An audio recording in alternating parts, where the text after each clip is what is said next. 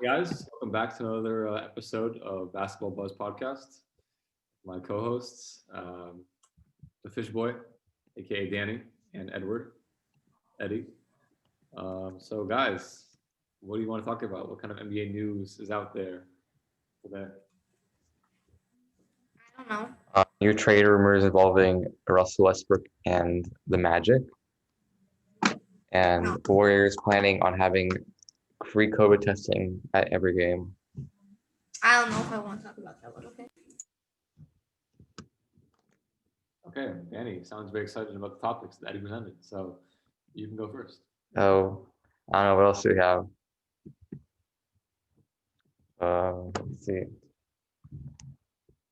Okay, we can do it. I don't care. Okay, no, but so Eddie, you said that Westbrook to the Magic rumors, right? Mm-hmm. So what do you know about that? How legitimate is that?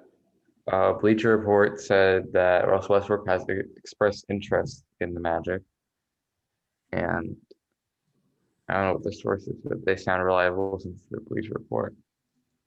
So what do you think Magic is very attractive to Westbrook? I do not know what Westbrook is attracted to with the Magic, to be honest. The Magic don't really seem like an appealing team to go to in their current state. I mean, Vucevic and Russell Westbrook. I don't know. They're the eighth seed. They were like 8 or 7 seed around this playoffs. Yeah. I mean, the only way I can see Russell Westbrook going to them is if the Magic don't trade Vucevic. What about Aaron Gordon? Aaron Gordon. Yeah. Oh, and I forgot that guy existed. Mo Bamba for Westbrook. Mo Bamba in the draft pick.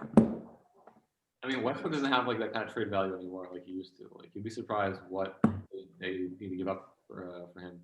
You know what I mean? But if they could add Westbrook and keep Vucevic, that's like two All-Stars, right? Like that would be. I don't know if that would be OP. OP. I don't know. Vucevic and Russell Westbrook go good together. Why? It's like Steven Adams, both more post game, more skilled. Yeah. But I mean, Vucevic is more of a shooter, like more of a shooting center than Steven. No, Adams. I don't think that. No. I think ultimately, I think Westbrook just needs to go to a team like Orlando or New York, like we said last episode, or you can just be the star, like where you can just take over and have the ball in his hands the whole time, basically. So I think Orlando. Plus, Orlando has good weather. So that's maybe why he wants to go there as well. So I don't care about the weather. I care about what you can do at places. And you're from Toronto, right? You don't care about the weather for sure. But anyways, another interesting thing you brought up, Eddie, was the Warriors potentially bringing back fans for the 2021 season, 2020 season. I didn't really read about this, so yeah. How likely do you think that is to happen? don't think very likely. Here, let me pull up the article. They're gonna have like COVID tests, right, at the arena. Yeah, correct. So, here. Oh.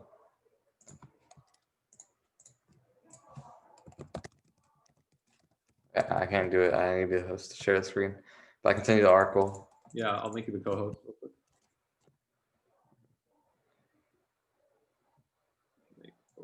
I can make you the host. All right. Well. Yeah. Why are you the host? This power that I have. Why are you the host? Right here. Okay, right here, as you can see. Wrong. There it is. Okay, so you see, Golden State Warriors made a plan. For home game coronavirus testing. So the Warriors plan on having 50% capacity and are looking to spend upward of $30 million to test every fan. And my thoughts on this is it's not a good idea for the Warriors since they already owe some money for the Chase Center. They're not in the greatest financial situation. So I think if everything goes well, it could work really well. But if it doesn't work, then they're in. I have a question. How Yeah. many people are usually at Warriors games when like 100% capacity? I don't know. At the Chase Center, let's check. What is the Chase Center capacity? Full capacity. It's 18,064. So if it's half Half of capacity, that is like Um, 7,000. 9,000. It's like 9,000, yeah. 9,032. yeah, it's 9,032. So they cut down staff, they cut down something like bathrooms. Then it could work. Depends on how many fans are willing to go to games. So I mean, It also if you depends come how, to the game and you have like if you're positive, so you still it also depends if the players. Yeah, it's also a problem. If you test positive, are they going to refund your money or are they going to keep the money? I do. I wonder. That isn't sick. Thing is, tests are not always true. They don't like. Yeah, they give false tests. There's all Correct. these things that They could go test wrong. they're more sensitive. So like it's more accurate than usual. Mm. But I don't know. I think this would be good, just like to have the fans back in the arena. Plus, I mean, not true fans, but and that's a different conversation. But to have any fans at all, I think it's good. Wait, let me see what. Want to see what? Should we see what Bleach Report said or about this? I mean, they're gonna spend like $30 million, right? That's like a lot of money, but 30. I don't know. You think they're gonna lose money or gain money? by doing this, they're probably I don't know, they're probably making money in the end because they're gonna have the fans more interest is gonna be back. So Thing is, like one person testing positive can make this a crazy thing. I don't know. I mean, if you test positive, they're probably just gonna take you back. Like if one test like gets false, that will be really bad because somebody can sit in a chair, leave somebody else that's in that chair, and they get coronavirus, and it's like Right, right. And the problem is if the player gets coronavirus, right? Yeah, that's the problem. But, like I don't know how that would work because in the bubble, Like, are they going to allow courtside seating or are they going to have like the entire front section cut off? yeah, because that would be like also the players. It depends what the players think I about think it. they're gonna have the fans like in the upper sections, like you said. Thing is, it also says 30 to 50, so it might be like 5,000 people, even. Right, but what I was saying is if one of the players gets sick, right, it's Yeah, a lot more difficult than MLB or NFL, I think, because all the traveling that's going to be taking place. So it'll be a pretty interesting situation to see how the NBA handles it. it's safer to do the bubble again, but that's a lot of money to spend Is that why? I wonder why they opted not to do the bubble. because it costs a lot of money. Is that why? They were losing money on it. I feel like it's actually cheaper in the end because you don't have to. No, it's not. Maybe it's more. I don't know. Who knows? But I'm excited for the players to play in the stadiums. See real fans there.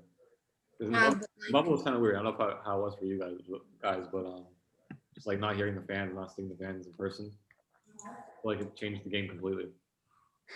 Like certain teams, they did better in the bubble. Certain teams, like because there were no fans, they did worse. So like for example, I'm just trying to think. Rajon Rondo shot like 45% from three, right? yeah, that was kind of weird. A lot of that has to do with like the fact that there's less pressure when you're like in the bubble. There's less fans, less fan pressure.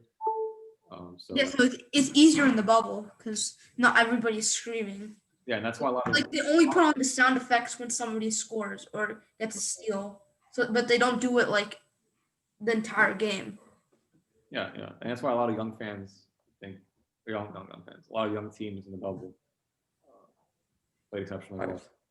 The Suns. It's like it was like it was like a pickup game. So like it was But just, yeah, like the Suns, they were doing really well in the bubble. right. But I don't know. What do you guys think about that? Like, do you think the bubble like kind of enhanced the performance of certain teams? I think so. The Suns are a good example of that. Yeah, the way they play, they're a very young team. Went 8-0 in the bubble, but due to their play during the NBA regular season, they weren't able to make it. You could tell that they weren't usually a playoff team during the regular season. Yeah, they won 9 in a row, right? In a row, and they didn't make the playoffs. So that was interesting.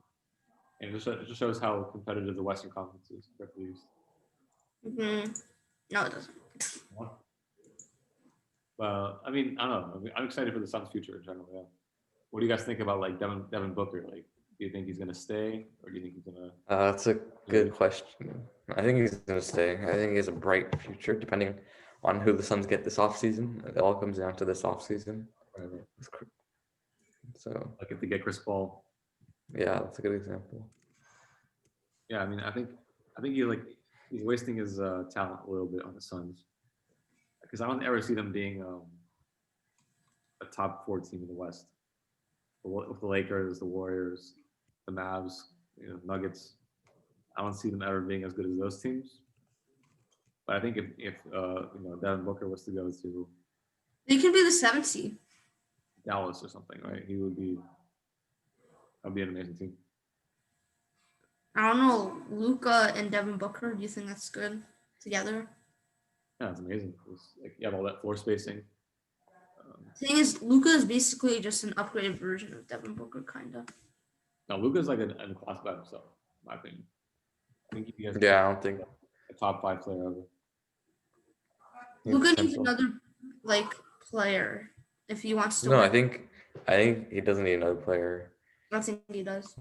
No, because Every he was player able. that wins championship has. He was in his second year in the league. He was able to make the playoffs the way he did, and I feel like he still has more growing to do. So I feel like if he's fully grown, once he's fully developed, he's in his prime. I think he can win a few rings by himself with Kristaps. Because every great player that has won rings, they have somebody with them to help them win the ring. And Luka, like, he's worse than LeBron. So he's worse than LeBron. LeBron needed like other people to get a ring. And if Luka's worse than LeBron, he'll obviously need another person to get a ring. But doesn't he have Porzingis? Like, don't you think that's? Porzingis against AD. I mean, AD is obviously better, but I think Porzingis has the potential to be, as good as AD at some point. He's getting better, but he's not still. But the thing is with him, his injuries. Like he gets injured almost every And season. he gets a lot of like fouls. He gives a lot of fouls. Right. He's dirty. So we'll see. I think if they can trade for like one more star player, they can be in the finals in 2 or 3 years. I like that reaction, Danny. Right, that's good. I don't think Luka's the GOAT. I don't think he's gonna be the GOAT. All right, moving on to one of Danny's most personal topics, I'd say. Let's talk about the Raptors. So what's going on with the Raptors? What's going on with Fred VanVleet, one of your favorite players? What do you think is going to happen with that? I don't think he's gonna get his check. What? I don't think he's gonna get the money. Really? You think he deserves the money? I said he deserves the money, but I don't think he's gonna get it. Huh. I think after like all he's done for the city, for Toronto, like If Yes, Toronto, but he deserves it. Toronto needs another like a different type of player, but it's like Fred VanVleet. It's a decent player, but he doesn't play exactly like Fred VanVleet. Just like another one of those players, a role player basically. He's one more Kawhi level player. Mm. Like that's like hard to say because that's like a top 5 player in the NBA. But if they got like one top 5 player of Kyle Lowry as the second best player, Like Kyle Lowry needs somebody to be with him to win a ring. he's really good. But like Yeah, he's one more guy, one more super. It's like all those players. Like for example, They have Nick Nurse. Steph Curry without Clay, he couldn't be the Raptors in the finals. Exactly, you need that 1-2 punch.